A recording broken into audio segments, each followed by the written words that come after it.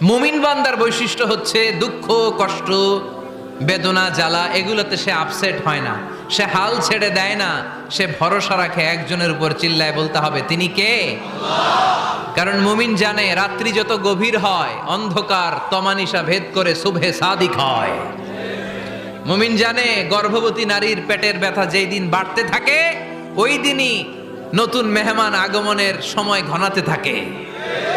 মুমিন জানে তার জীবনে দুঃখ কষ্ট বিপদ যত বাড়তে থাকে সুখের দিন কাছে আসতে থাকে। এজন্য মুমিনের হারাবার কিছু নেই। ফা ইন্নামা আল উসরি ইউসরা, ইন্নামা আল উসরি ইউসরা। নবী হে, কষ্টের পরেই আছে আনন্দ, দুঃখের পরেই আছে সুখ। আপনি সমস্যায় পড়েছেন, ওই সমস্যার সমাধানও আছে না নাই?